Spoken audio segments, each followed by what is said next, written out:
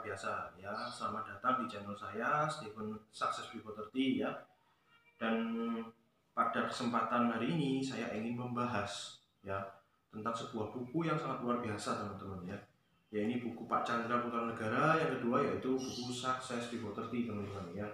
Di sini Pak Chandra akan mengulas dan membongkar semua rahasia beliau, bagaimana beliau bisa meraih kesuksesan sebelum umur 30 tahun. Ya, di sini sudah ada semua teman-teman isinya ya. Dan saya sudah baca ya beberapa bab di buku Pak Chandra ya. Dan yang sangat mengena di dalam pikiran saya dan hati saya adalah kekuatan 5B teman-teman ya. Yang mungkin teman-teman kalau di Success Before 30 Anda bisa lihat apa itu kekuatan 5B ya. Tapi di sini saya akan membahasnya satu persatu teman-teman ya. Saya akan menjelaskan lebih detail apa itu rumusan Pak Chandra 5B ya. Oke. Oke, kita bahas yang B yang pertama ya teman-teman. B yang pertama adalah bersyukur teman-teman ya. Bersyukur ini kita semua harus tahu ya, bahwa bersyukur itu adalah hal yang sederhana teman-teman ya. Namun hal sederhana ini sering kita abaikan ya. Dalam kondisi senang maupun kondisi sedih itu kita jarang yang lakukan yang namanya bersyukur ya. Kalau kita sedih kita selalu mengeluh ya kan, kok hasil saya kok tidak maksimal ya kan, atau kok saya hidupnya seperti ini aja ya. Anda harus ingat teman-teman, ketika Anda mengeluh satu kata aja di dalam hati Anda, berarti Anda sudah mengusir satu rezeki Anda ya. Jadi saya punya prinsip teman-teman, ketika kita mengeluh dalam keadaan kita ya, apa yang sudah terjadi dalam diri kita ya, itu kita berarti mengusir rezeki ya. Jadi mengeluh itu mengusir rezeki, bersyukur itu mengundang rezeki ya. Jadi minta tolong dicatat ya teman-teman ya. Mengeluh mengusir rezeki, bersyukur mengundang rezeki. Nah, seperti itu. Nah, yang saya maksud bersyukur di sini adalah terima aja apapun yang sudah kita terima saat ini teman-teman ya. Contohnya kita sudah bangun pagi dengan keadaan sehat ya kan. Kita masih bisa melihat indahnya ciptaan Tuhan Yang Maha Esa ya kan. Kita juga masih bisa menghirup udara segar. Kita masih memiliki tangan dan kaki yang lengkap ya, yang sempurna, yang baik. Kesehatan yang begitu luar biasa yang sudah dianugerahkan oleh Tuhan Yang Maha Esa kepada kita ya. Ini sebenarnya hal-hal kecil teman-teman. Tetapi ketika kita mengabaikan atau kita kehilangan salah satu hal kecil ini ya, maka kita akan stres berat teman-teman. Percaya sama saya ya. Contohnya ketika Anda bangun tidur, tiba-tiba Anda menjadi buta. Anda pasti stres, Anda pasti bingung. Wah, bagaimana nih kok gelap ya? Saya tidak bisa melihat ya, seperti itu. Jadi ini akan menjadi fatal ketika kita kehilangan salah satu hal kecil ini. Jadi kita harus bersyukur teman-teman. Kita harus memiliki celah. Bagaimana caranya kita terus tetap mengucap syukur. Ya, meskipun hari ini kita tidak capai target, tidak capai omset yang kita inginkan, kita tetap harus bersyukur teman-teman. Yang mungkin saat ini belum tiba waktunya kita menerima apa yang kita inginkan ya, tetapi ketika kita terus berusaha, kita menambah kapasitas diri kita, niscaya apa yang kita inginkan akan tercapai. Oke, kita bahas B yang kedua teman-teman ya. B kedua adalah beramal ya. Nah, beramal di sini teman-teman di buku ini tidak mengajarkan bagaimana Anda beramal supaya mendapatkan rezeki ya. Ketika beramal, Anda harus ikhlas untuk memberikan sebagian rezeki Anda kepada yang membutuhkan teman-teman ya. Beramal di sini bukan berarti Anda cuma melulu soal keuangan ya, bukan melulu soal duit ya, tetapi di sini juga bicara tentang bagaimana kita memberikan sebagian kekuatan kita ataupun rezeki kita kepada mereka yang membutuhkan ya. Contohnya ini kalau kita beramal secara finansial ya. Ketika tempat ibadah Anda ya meminta sebuah sumbangan ya untuk membangun tempat ibadah yang lain lah, mau bangun di kota yang lain, itu akan mereka kan minta sumbangan ya teman-teman. Nah, kita harus ikhlas untuk memberikan sebagian rezeki kita ke dalam kotak persembahan tersebut. Ya, apapun agama kalian, ya yang saya tahu adalah ketika mereka butuh bantuan tempat ibadah ini, maka mereka akan meminta sumbangan. Ya berikan aja, nggak apa-apa teman-teman. Ya, kalaupun mereka misalkan nanti kalau saya ditipu gimana, jangan takut teman-teman ya. Yang penting kalian ikhlas ya.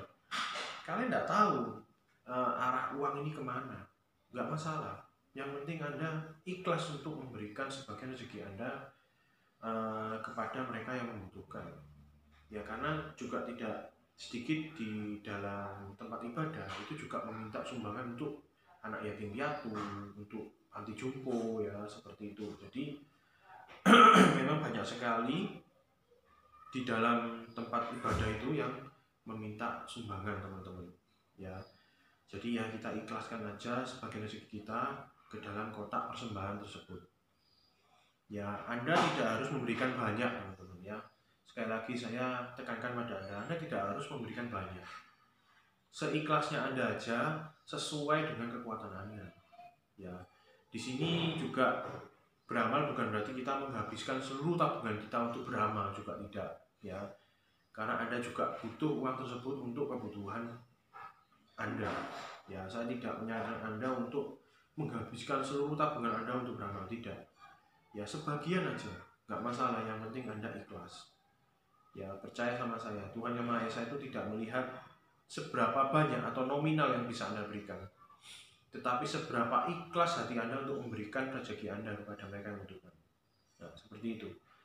Dan beramal yang kedua itu adalah soal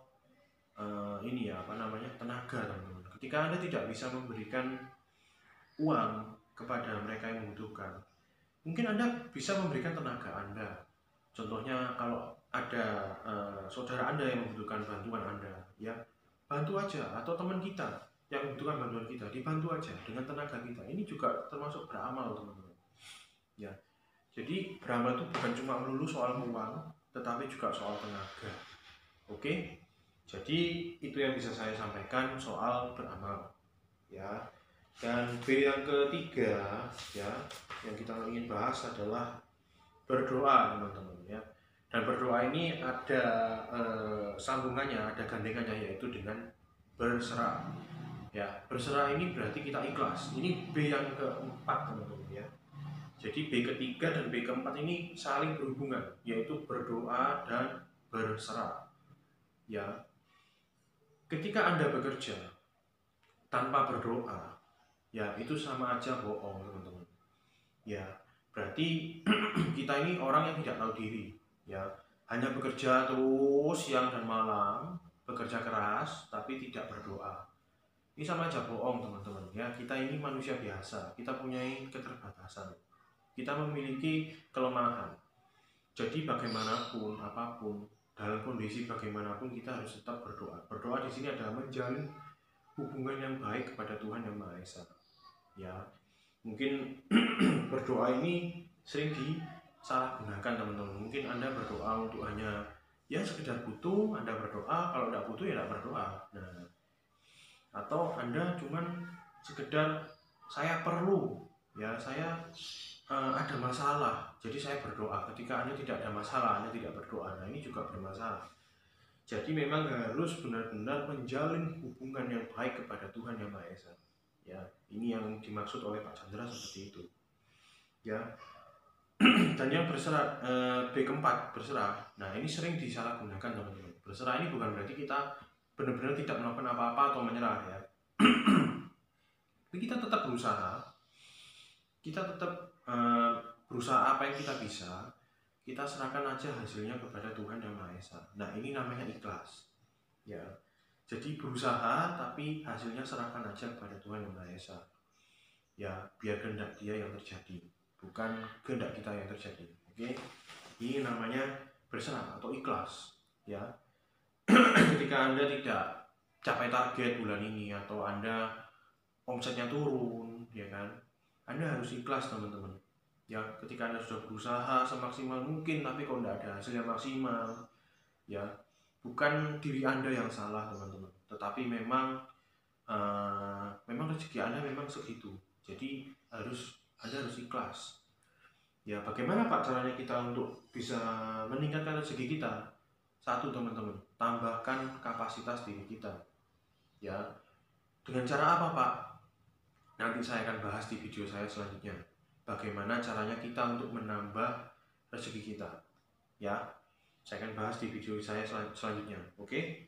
Dan 5B yang terakhir adalah bertindak dan belajar teman-teman. Ya, istilah kerennya tuh action ya, take action. Nah, seringkali kita hanya belajar, ya kan, tapi tidak bertindak. Seringkali kita ini hanya berpikir tapi tidak bertindak. Kita tahu apa yang harus kita lakukan, tetapi kita tidak mau melakukan gitu ya. Kita tidak lakukan, maksudnya bertindak apa yang kita tahu gitu ya. Maksudnya adalah ketika Anda mengetahui sesuatu, contohnya sukses itu harus kerja keras, tapi Anda tidak melakukan hal itu, Anda tidak melakukan kerja keras itu. Sukses itu harus konsisten, saya tahu, tapi Anda tidak melakukan. Kalau konsisten itu bisa menjadi orang yang sukses. Nah, kayak gitu teman-teman. Jadi kita tahu bahwa sukses itu membutuhkan kerja keras dan konsisten, tapi kita tidak melakukan kerja keras dan konsisten tersebut. Nah, ini sama aja bohong teman-teman. Ya, jadi belajar itu harus juga disertai dengan tindakan yang nyata. Ya, jadi ini yang ingin saya sampaikan pada Anda. Ketika Anda tahu sesuatu, langsung ambil tindakan. Ya, tahu sesuatu langsung ambil tindakan, jangan pernah menunda. Oke, sekian dulu dari saya 5B ini, semoga bermanfaat bagi Anda yang Anda ingin order buku Pak Chandra ini ya. Buku Pak Chandra yang kedua ini akan dibahas tuntas, bukan hanya 5B aja, masih banyak lagi teman-teman. Mungkin Anda bisa lihat sendiri isinya, bagaimana caranya beliau meraih kesuksesan sebelum umur 30 tahun sudah dibahas tuntas di sini. Ya, kalau Anda ingin order silahkan, ada di kolom deskripsi. Ya, saya akan kasih linknya dan WA-nya. Langsung hubungi aja adminnya, autoresnya. Nanti admin akan membantu Anda untuk mengirimkan buku ini kepada Anda. Oke? Sekian dulu dari saya. Sukses selalu untuk Anda dan always salam hebat luar biasa.